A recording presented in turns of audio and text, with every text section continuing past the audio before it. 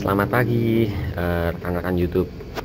Saya mau sharing tentang daily life, gimana mengatasi masalah sehari-hari, termasuk masalah gadget nih.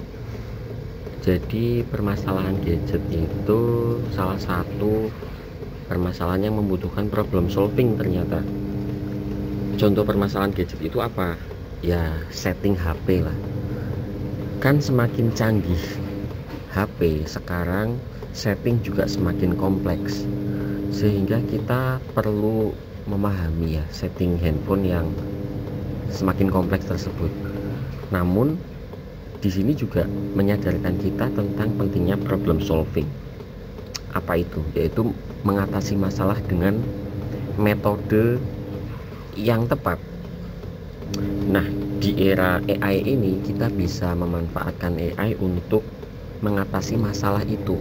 Benar itu, kita bisa tanya ke AI gimana cara mengatasi permasalahan handphone. Namun terkadang AI itu belum update mengenai gadget yang terbaru, karena AI itu diupdate secara berkala, jadi harus menunggu. Nah, artinya kemampuan kita menggunakan AI sebenarnya perlu kita dahului dengan kemampuan kita dalam mencari. Nah, problem solving yang pertama sebelum ke AI adalah mencari, yaitu kemampuan dalam mencari, seperti halnya mencari informasi di Google atau search engine yang lain. Di handphone kita juga memiliki mesin pencari tentang apapun, dokumen, setting, dan juga data yang kita butuhkan. Dalam hal ini, kalau misalkan setting handphone itu yang kita butuhkan bermasalah pada satu isu ya kita perlu benar-benar menggunakan kemampuan itu, yaitu kemampuan untuk mencari. Ini adalah bagian dari problem solving. Contoh di handphone saya, kalau tiba-tiba warnanya jadi nggak natural ya, warnanya jadi nggak normal. Kemudian saya nggak buru-buru pakai AI tentunya, saya pakai YouTube dengan kata kunci yang tepat, kemudian saya dapat informasi. Tapi ternyata di YouTube itu pun juga belum mengatasi masalah.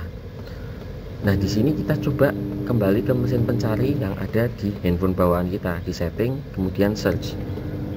Kemudian masalahnya saya identifikasi, kata kuncinya saya tentukan, alhamdulillah ketemu masalahnya apa, kemudian bisa diselesaikan, bisa diatasi masalahnya. Ini membuktikan bahwa daily life need problem solving. Kemudian kemajuan teknologi juga menuntut kita untuk belajar problem solving lebih baik lagi, tidak mengandalkan AI saja, tapi mengandalkan kemampuan kita dalam menentukan kata kunci. Benar-benar hal itu, dan menentukan kata kunci ini konon katanya juga menentukan kesuksesan kita. Menentukan kata kunci yang tepat untuk mencari beasiswa di search engine itu juga tepat. Mau beasiswa yang totally full, yang cover semuanya apa ya? Oh, Fulbright. Kalau misalkan kata kuncinya nggak diketik Fulbright, ya kita nggak tahu.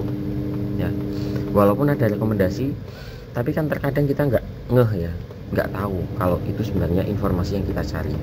Jadi saya juga di sini terus belajar dari hal-hal yang sederhana, dari permasalahan-permasalahan yang sederhana, kemudian direfleksikan untuk permasalahan-permasalahan yang mungkin lebih signifikan lagi, lebih strategis lagi dalam kehidupan kita. Nah, kalau kemudian saya mau ngobrol permasalahan daily life itu sebenarnya kalau direfleksikan itu kurang lebih sama. Problem solving dalam diri kita itu sudah kita latih semenjak kita belajar, kemudian sekolah, dari mulai tingkat dasar sampai perguruan tinggi. Tinggal kita pakai belajar untuk memakainya memang ada tips, ada trik, informasi banyak, saran dan lain sebagainya. Namun itu kembali pada diri kita. Setiap problem itu benar-benar unik, enggak sama persis. Bagi orang tua, parenting, banyak sekali konten-konten parenting yang memberikan informasi tentang bagaimana parenting yang baik. Namun itu juga perlu kita refleksikan kembali kepada posisi kita, kemudian karakter anak yang kita tangani. Nah, itu yang pasti miss ya, sehingga banyak konten yang memberikan informasi tentang problem solving, kemudian di akhir konten tersebut menawarkan bantuan profesional ya, baik itu parenting maupun masalah-masalah yang lain. Jadi jadi problem solving itu adalah dasar dari bisnis digital saat ini. Nah, bagi teman-teman yang ingin menggunakan menggunakan konsultan yang profesional, teman-teman boleh saja ya. Pada akhirnya teman-teman juga akan kembali pada konteks masing-masing. Belum tentu permasalahan yang kita hadapi itu sama dengan apa yang diberikan oleh sosial media atau bahkan profesional. Semua kembali pada konteks. Tapi tidak ada yang sia-sia. Kalau kita spending money, mengeluarkan biaya untuk belajar, tidak ada yang sia-sia, dan itu akan memberikan value, akan kembali pada kita sendiri, kembali pada hal positif yang bisa kita terima dan bisa kita pelajari, walaupun mungkin tidak secara praktis, tidak secara pragmatis langsung berdampak. It's okay. Nah, ibaratnya sebuah investasi. Dan di Idul Adha ini juga saya benar-benar belajar tentang problem solving, dan kemudian terutama problem solving terkait dengan manajemen pengelolaan keuangan pribadi, personal dan keluarga, dan juga manajemen keuangan yang kaitannya diri ya, self management, dan juga family management, dan juga ketenangan psikologis dalam memanage keuangan. Jadi di Idul Adha ini tentu saja dari nasihat dan juga informasi serta tuntunan ya dari ajaran agama Islam itu, di Idul Adha ini saya merasa ini mungkin di luar konteks religius ya, memberikan kesempatan seseorang untuk apa coba? Untuk melakukan good spending ya. Jadi kita beli kambing itu kan banyak ya biayanya ya, tapi terkadang kita berpikir, misalkan beli kambing itu mahal, sebenarnya bisa digunakan untuk beli gadget terbaru misalkan. Wah, itu it's okay, nggak disalahin kok sama agama, karena sifatnya juga bukan wajib. Jika belum mampu tidak apa-apa ya. Kalau memang belum mampu itu ada keringanan-keringanan ya dari agama Islam itu. Ada yang sumber mengatakan bahwa kita boleh berkurban dengan hewan ternak yang bisa kita beli, dengan hewan kurban yang bisa kita kurbankan itu apa? Nggak perlu kambing. Nah, dari kembali ke good spending, artinya pada saat tertentu agama Islam itu ngasih kesempatan kita untuk melakukan good spending dalam konteks manajemen keuangan.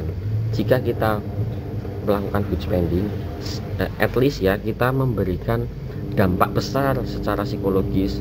Tidak akan ada kekecewaan, tidak akan ada regret dalam pengeluaran yang kita lakukan, yang sering kita rasakan pada saat kita beli produk-produk terbaru dengan biaya yang cukup mahal dengan skema pembayaran yang beragam. Kalau beli cash, waduh, sekarang akan mengurangi banyak income saya di bulan ini, bulan depan seperti apa, setidaknya kan seperti itu. Padahal gadget ini mungkin, padahal barang ini tidak terlalu dibutuhkan sekali, tapi rasanya ingin belanja untuk satisfying, yang mana itu nggak apa-apa sih. Kemudian kalau misalkan dengan skema kredit, misalkan oke sih bulan ini aman, tapi kita akan ada kewajiban untuk membelikan barang-barang yang tertentu. Namun pada saat spending untuk charity, ada social impact. Ada satu hal yang memang ditanamkan dengan baik oleh agama sebagai pendidikan awal sejak kita kecil, diajarkan untuk berkorban. Itu adalah begitu kita spending kemudian memutuskan, berarti awal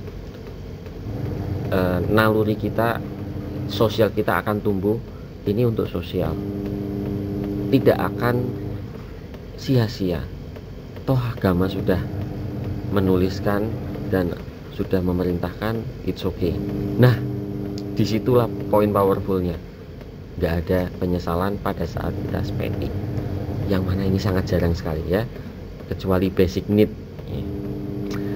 Demikian dari saya, udah 11 menit. Sampai jumpa, keep learning, keep following.